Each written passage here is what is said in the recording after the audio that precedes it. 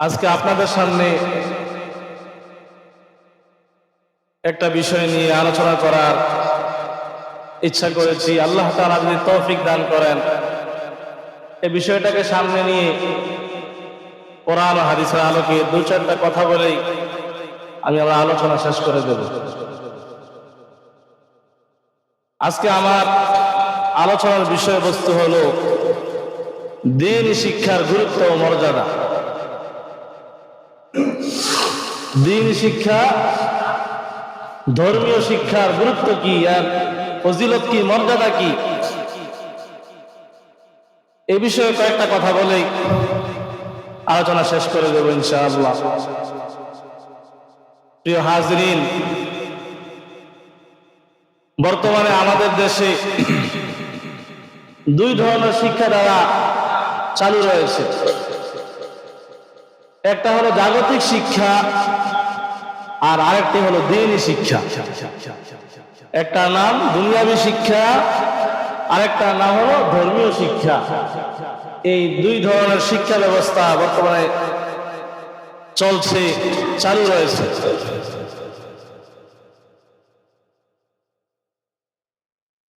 জাগতিক শিক্ষা, দুনিয়াবী শিক্ষা, যেটা স্কুল, কলেজ,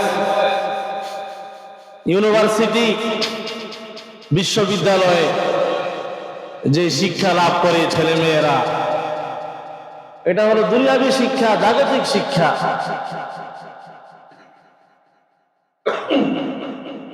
আর দ্বীনি মাদারিস, কওমি মাদ্রাসা, আলিয়া মাদ্রাসা, মাদ্রাসা যেগুলো আছে এগুলোর মধ্যে ধর্মীয় শিক্ষা দেওয়া হয়, দ্বীনি শিক্ষা দেওয়া হয়। দুনিয়াবী শিক্ষা যেটা, এই শিক্ষা এটা তৈরি করেছে, এটা প্রণয়ন করেছে দুনিয়ার মানুষ। এটা মানব রচিত একটা সিলেবাস। মানুষ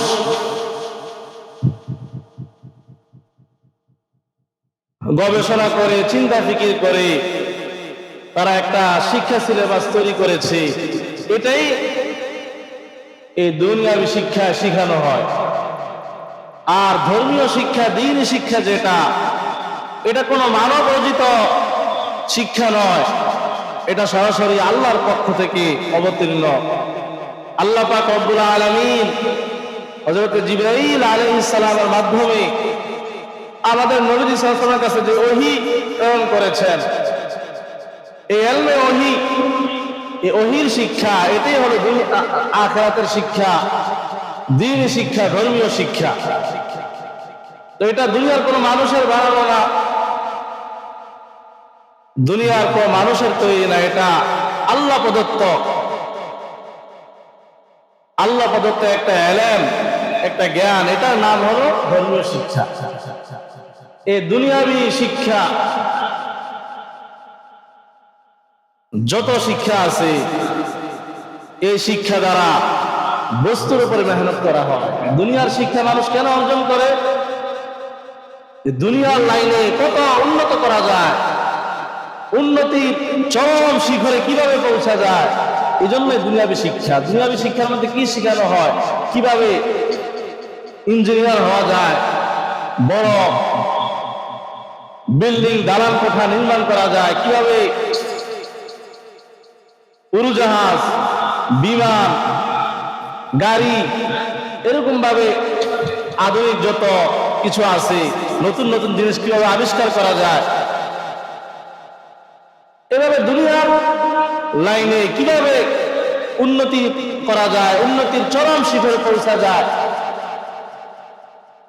এই বস্তুর উপরে মেহনত হয় দুনিয়াবী শিক্ষা দ্বারা। আর ধর্মীয় শিক্ষা, দ্বীনি শিক্ষা যেটা, এই শিক্ষা দ্বারা মেহনত হয় মানুষের উপরে। একজন মানুষ কিভাবে সে প্রকৃত মানুষ হতে পারে, একটা মানুষ কিভাবে সে খাঁটি মানুষ হতে পারে, কিভাবে সে তার রবকে চিনতে পারে, সে তার জীবনের আসল উদ্দেশ্য কিভাবে সে জানতে পারে, কিভাবে সে পরকালকে চিনতে পারে, হালাল হারাম কিভাবে সে জানতে পারে, এইসব শিক্ষা এগুলো শেখানো হয় এই দ্বীন শিক্ষার মধ্যে। মুহতারাম হাজরিন, সম্মানিত মুসল্লিয়ানি কেরাম, তো দ্বীন শিক্ষার গুরুত্ব এটা অপরিসীম। এটা গুরুত্ব বলে শেষ করা যাবে না।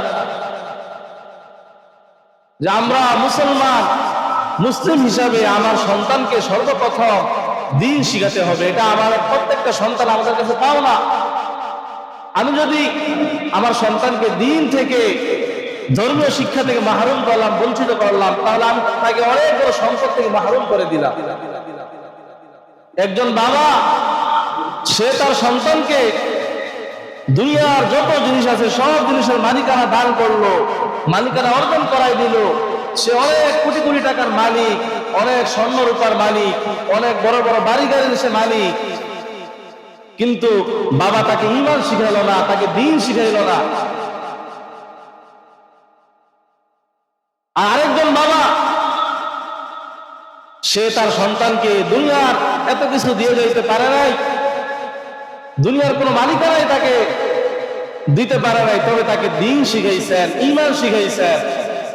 তো মুহতারাম হাজরিন, যে বাবা তার সন্তানকে দ্বীন শিখালেন, ঈমান শিখালেন, আল্লাহকে চিনালেন, ওই বাবা, সে ওই বাবার চেয়ে অনেক বড় সম্পদ তার সন্তানকে দান করলেন।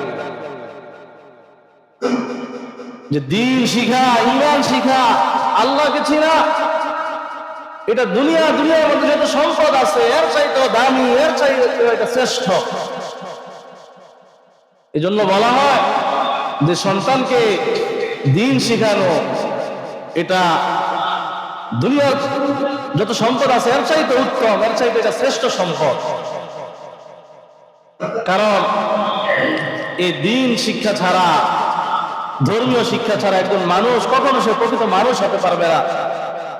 আপনি দুনিয়ার শিক্ষা লাভ করে, বড় বড় ডিগ্রি লাভ করে, অনেক বড় শিক্ষিত আপনি হতে পারবেন, কিন্তু আপনার মধ্যে প্রকৃত যে মনুষ্যত্ব বোধ এটা কখনো আসবে না।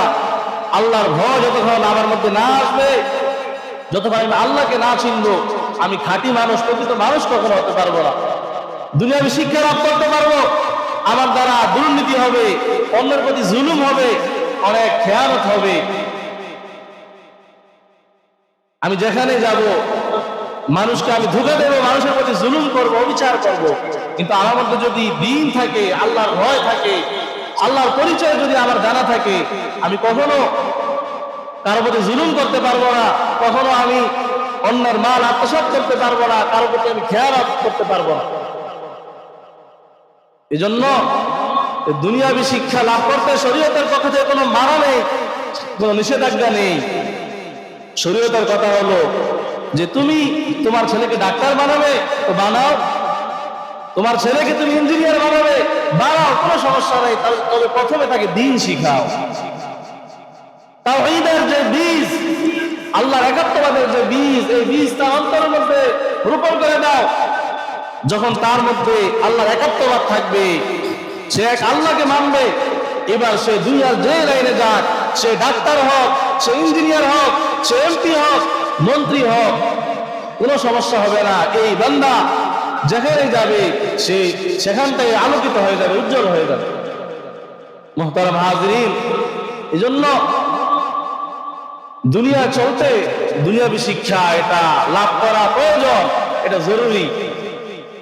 তবে দুনিয়াবি শিক্ষা এটার ফায়দা আমি ভোগ করবো কতদিন? যতদিন আমি দুনিয়া বেঁচে থাকবো, আমার দেহ নামক এই খাঁচার মধ্যে যতদিন আমার রূহটা থাকবে, ততদিন এই শিক্ষা দ্বারা আমি উপকৃত হতে পারবো, লাভবান হতে পারবো। যখন আমার দু চোখ বন্ধ হয়ে যাবে, এই দুনিয়ার শিক্ষা আমার কোনো কাজে আসবে না। এই দুনিয়ার ডিগ্রি, পদমর্যাদা, এগুলো কিছুই আমার সঙ্গে যাবে না।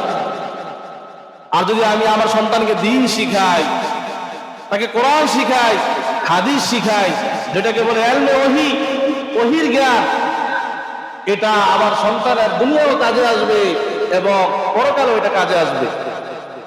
প্রকৃত ইলম যেটা, প্রকৃত জ্ঞান যেটা, এটাই হলো ওহীর জ্ঞান, কোরআন শিক্ষার জ্ঞান।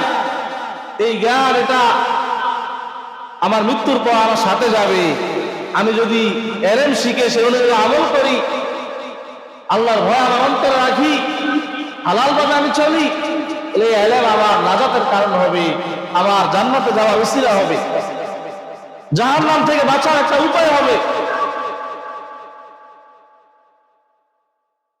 এজন্য আমরা আমাদের সন্তানকে দ্বীন শিখাবো, দ্বীন থেকে, ঈমান থেকে আমরা তাদেরকে মাহরুম করবো না, বঞ্চিত করবো না। কারণ দ্বীন শিখা ছাড়া, ঈমান শিখা ছাড়া কেউ প্রকৃত মানুষ হতে পারবে না। এটা আমার কথা না, যিনি আপনাকে আমাকে বানাইছেন, আপনার আমার মালিক যিনি আল্লাহ পাক রব্বুল আলামিন, এটা কোরআনে স্পষ্ট বলে দিয়েছেন। আল্লাহ তাআলা সূরা রহমানের মধ্যে ইরশাদ করেন, বিসমিল্লাহির রহমানির রহিম, আর রহমান আল্লামাল কোরআন খলাকাল ইনসানা আল্লামাহুল বায়ান। রব্বুল আলামিন কত সুন্দর করে বলতেছেন, রহমান আল্লাহ। রহমান হলো আল্লাহর একটা গুণবাচক নাম। আল্লাহ তাআলা 99টা গুণবাচক নাম আছে, আল্লাহর সিফাতি নাম। আল্লাহ তাআলা বলতেছেন, দয়াময় আল্লাহ, রহমান আল্লাহ। আল্লামাল কোরআন, তিনি মানুষকে কোরআন শিখিয়েছেন। খলাকাল ইনসান, তিনি মানুষকে সৃষ্টি করেছেন। আল্লামাহুল বায়ান, আল্লাহ তাআলা মানুষকে বয়ান শিখিয়েছেন। আমার ভাইয়েরা, আমার বন্ধুরা, এখানে দেখেন আল্লাহ তাআলা এভাবে বলেন নাই যে আর রহমান খলাকাল ইনসান আল্লামাল কোরআন। রহমান আল্লাহ মানুষ সৃষ্টি করেছেন, তাদেরকে এরপর কোরআন শিখিয়েছেন। আল্লাহ কিভাবে বলছেন? আল্লাহ বলতেছেন কিভাবে দেখেন, যে আল্লাহ কোরআন শিখিয়েছেন, এরপর মানুষ সৃষ্টি করছেন। আগে কি আল্লাহ কোরআন শিখিয়েছেন, আগে মানুষ সৃষ্টি করেছেন? তো মুফাসসিরিনে কেরাম লেখেন যে আল্লাহ তাআলা এখানে কোরআন শিখানোর কথা আগে উল্লেখ করলেন, মানুষ সৃষ্টির কথা পরে উল্লেখ করলেন। কেন? আল্লাহ এটাই বুঝাতে চাইলেন যে একজন মানুষ, সে প্রতিটা মানুষ তখনই হবে যখন তার মধ্যে কোরআন শিক্ষা থাকবে, দ্বীনি শিক্ষা যখন তার মধ্যে থাকবে, কোরআনের জ্ঞান যখন তার মধ্যে থাকবে, তখনই সে প্রকৃত মানুষ হবে। নয়তো সে আসলে নামের মানুষ, চেহারা সুরতে মানুষ, সে আসল মানুষ না, খাঁটি মানুষ না।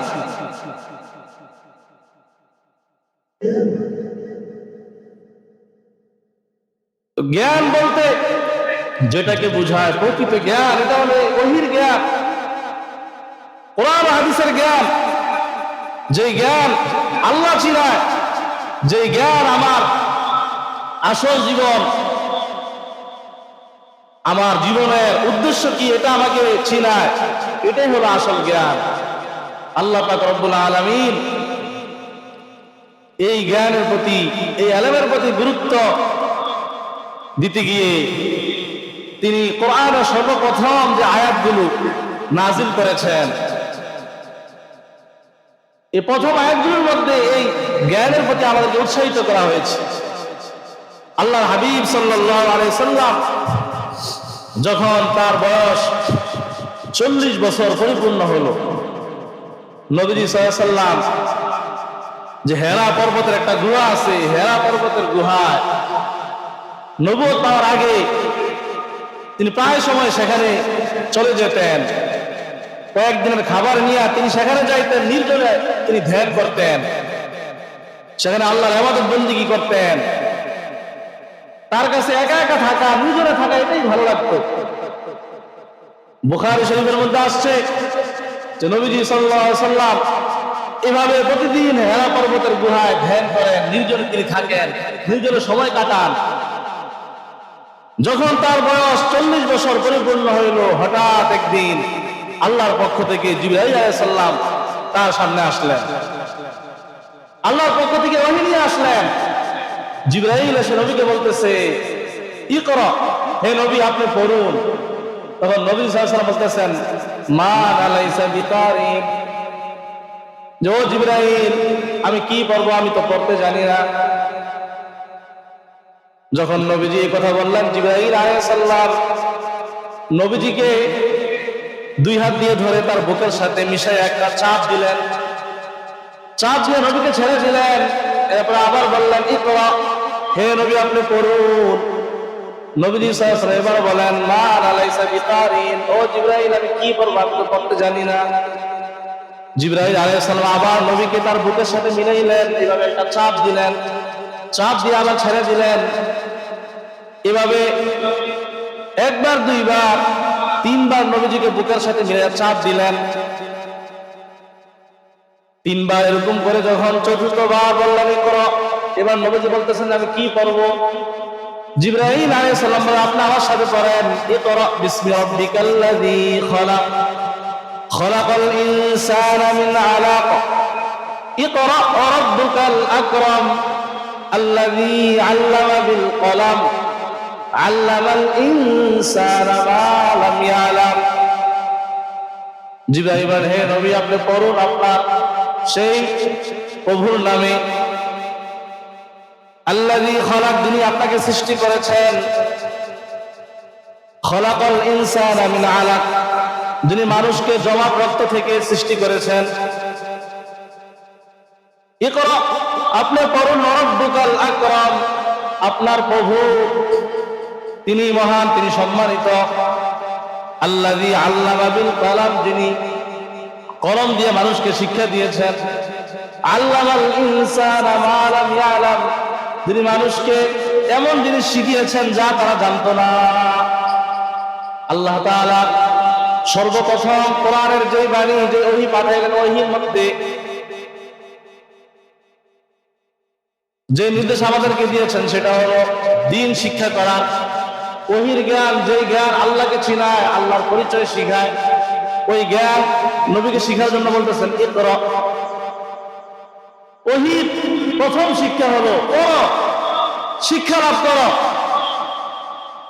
জাহালত, মূর্খতা, দুনিয়ার মধ্যে যত অপকর্ম, যত ফাসাদ, যত গুনাহ, যত অশ্লীলতা, যত বেহায়াপনা, সব কিছুর মূল হলো জাহালত, সব কিছুর মূল হলো অজ্ঞতা, সব কিছুর মূল হলো মূর্খতা। আজকে যদি মানুষ সবাই দ্বীনি শিক্ষা শিক্ষিত হইতো, সবার মধ্যে আল্লাহর ভয় থাকতো, আল্লাহর পরিচয় সবাই জানতো, তাহলে আমাদের সমাজগুলো কত সুন্দর হয়ে যেত, সোনালী সমাজ হয়ে যেত। আজকে এই যে এত ফাসাদ, এত অশ্লীলতা, এত বেহায়াপনা, এর মূল হলো যে দ্বীন শিক্ষা থেকে আমরা দিন দিন দূরে সরে যাচ্ছি, আমাদের সন্তানদেরকে দ্বীন থেকে আমরা দূরে সরিয়ে দিচ্ছি। আমার ভাইয়েরা, আমার বন্ধুরা, সন্তানকে আগে দ্বীন শিখান, কোরআন শিখান। যদি একজন আদর্শ সন্তানের বাবা হতে চান, একজন মা যদি আদর্শ সন্তানের মা হতে চায়, তাহলে সন্তানকে দ্বীন শিখাতে হবে আগে। আপনি দ্বীন শিখিয়ে এবার তাকে আপনি ডাক্তার বানান, তাকে ইঞ্জিনিয়ার বানান, তাকে জজ, ব্যারিস্টার, উকিল বানান, কোনো সমস্যা নাই। এই সন্তান সে একজন আদর্শ সন্তান হবে, একজন আদর্শ মানুষ সে হবে। এখন যেহেতু ডিসেম্বর মাস চলতেছে, বছর শেষ, জানুয়ারিতে আবার নতুন বছর শুরু হচ্ছে, আমরা আমাদের সন্তানদেরকে বিভিন্ন প্রতিষ্ঠানে ভর্তি করাবো।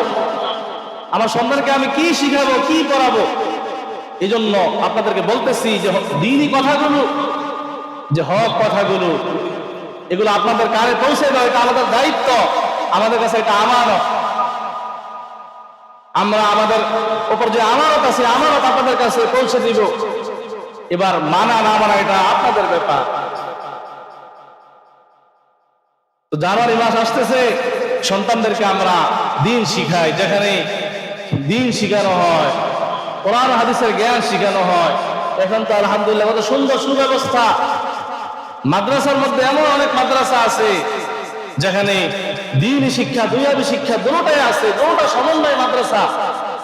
আপনার সন্তানকে আপনি যদি একটা দ্বীনি প্রতিষ্ঠানে ভর্তি করান, সে বাংলা, অঙ্ক, ইংরেজি, কোরআন, হাদিস সব কিছু একসাথে সে শিক্ষা লাভ করতে পারবে।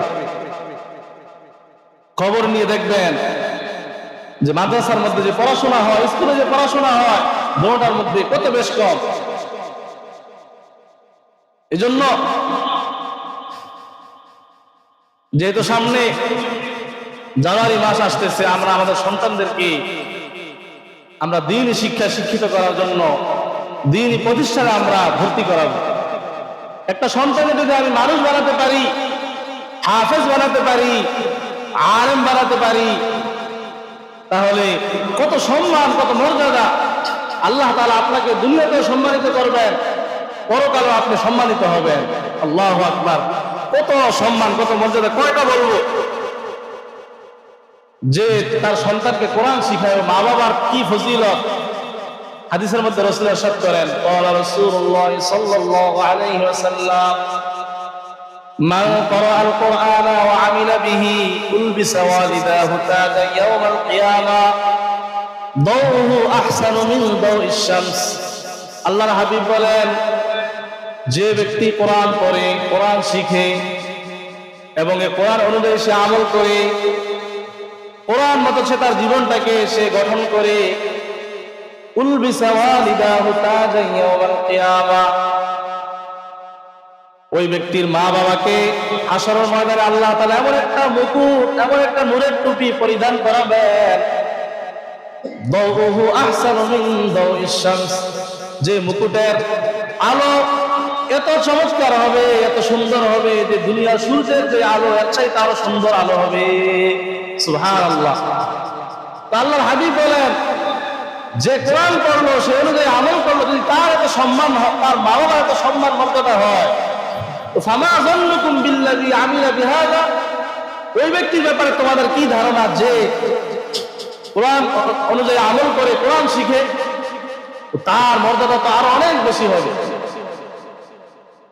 আরেক হাদিসের মধ্যে আসছে, মান ক্বারাআল কুরআন ফাস্তাযহারাহু ফাহাল্লা হালালাহু ওয়া হাররামা হারামাহু আদখালাহু আল্লাহুল জান্নাহ ওয়া শাফাআহু ফি আশরাতিন মিন আহলি বাইতিহি কুল্লুহুম ক্বাদ ওয়াজাবাত লাহুমুন নার। আল্লাহর হাবিব বলেন, যে ব্যক্তি কোরআন পড়লো, ফাস্তাযহারাহু, কোরআনকে মুখস্থ করলো, হিফজ করলো, ফাহাল্লা হালালাহু ওয়া হাররামা হারামাহু, কোরআন যেটাকে হালাল বলেছে এটাকে সে হালাল হিসাবে মানলো, এবং যেটাকে কোরআন হারাম বলেছে সেটাকে হারাম হিসাবে মানলো, হালাল হারাম বেঁচে চললো। আল্লাহর হাবিব বলেন, আদখালাহু আল্লাহুল জান্নাহ, আল্লাহ পাক রব্বুল আলামিন ওই বান্দাকে জান্নাতে প্রবেশ করাবেন। শুধু এখানে শেষ নয়, ওয়া শাফাআহু ফি আশরাতিন মিন আহলি বাইতিহি কুল্লুহুম ক্বাদ ওয়াজাবাত লাহুমুন নার, এবং আল্লাহ পাক রব্বুল আলামিন তার পরিবারের এমন 10 জনের ব্যাপারে তার জন্য হাসর ময়দানে সুপারিশ কবুল করবেন, যাদের জন্য জাহান্নাম অবধারিত হয়ে গেছে। সুবহানাল্লাহ। তার পরিবারের এমন 10 জনকে সে সুপারিশ করে করে জান্নাতে নিতে পারবে, যাদের জন্য জাহান্নাম ওয়াজিব হয়ে গেছে, জাহান্নামী হয়ে গেছে যারা। যে সন্তান হাফেজ হয়েছে, আলেম হয়েছে, আল্লাহর কাছে সে বলবে, ও রব্বুল আলামিন, তুমি তো আমাকে জান্নাত দিয়েছো, তোমার কালাম আমি মুখস্থ করেছি, হাফেজ হয়েছি, আলেম হয়েছি। আল্লাহ, যে মা বাবার উসিলায় আলেম হতে পারলাম, হাফেজ হতে পারলাম, আজকে তো ওই মা বাবা জাহান্নামে চলে গেছে, আমার দাদা দাদি জাহান্নামে চলে গেছে, আমার নানা নানি জাহান্নামে চলে গেছে। মাওলা, আজকে ওই মা বাবা, দাদা দাদি, নানা নানিকে ছাড়া আমি জান্নাতে যাব না। আল্লাহ তাআলা বলবেন, ও বান্দা, ঠিক আছে, তুমি তোমার পরিবার থেকে এমন 10 জনকে তুমি বেছে নাও যারা জাহান্নামী হয়ে গেছে, তোমাকে এই শক্তি দেওয়া হলো, পাওয়ার দেওয়া হলো, তুমি যাদের ব্যাপারে সুপারিশ করবে, এরকম 10 জনকে আমি আল্লাহ মাফ করে দেব। সুবহানাল্লাহ। এরকম সম্মান মর্যাদা আল্লাহ তাআলা হাসরের ময়দানে একজন আলেমকে, একজন হাফেজকে দান করবেন। এটাই তো হলো আসল সম্মান, এটাই তো হলো আসল মর্যাদা। এই দুনিয়ার জীবনে কিন্তু শেষ হয়ে যাবে। দুনিয়ার এই ডিগ্রি, এই ডাক্তার, ইঞ্জিনিয়ার, এগুলো কি আমার কোনো কাজে আসবে? কবরে কোনো কিছু কাজে আসবে না। তো দুনিয়াবি শিক্ষা আপনার সন্তানকে শিখান, কোনো মানা নেই, তাকে আগে দিন শিখান। দিন না শিখলে সন্তান কখনো প্রকৃত মানুষ হবে না। একজন প্রকৃত মানুষ সেই হবে যার মধ্যে কোরআন আছে, যার মধ্যে রাসূলের হাদিস আছে, যে আল্লাহর পরিচয় লাভ করতে পারে। তো আজকে এই সংক্ষিপ্ত সময় যে আলোচনা করলাম, সারমর্ম হলো সন্তানকে দিন শিখানো। এটা আমাদের জন্য অনেক জরুরি বিষয়। এটা আমাদের সন্তানরা আমাদের কাছে পাও না, তাদের একটা হক। আমরা আমাদের সন্তানকে সর্বপ্রথম কোরআন শিখাবো, তাকে দিন শিখাবো, ঈমান শিখাবো, আল্লাহকে চিনাবো। আল্লাহ পাক রব্বুল আলামিন আমাদের সবাইকে এই কথাগুলোর উপর আমল করার তৌফিক দান করুন। আমিন। ওয়া আখিরু দাওয়ানা আলহামদুলিল্লাহি রাব্বিল আলামিন।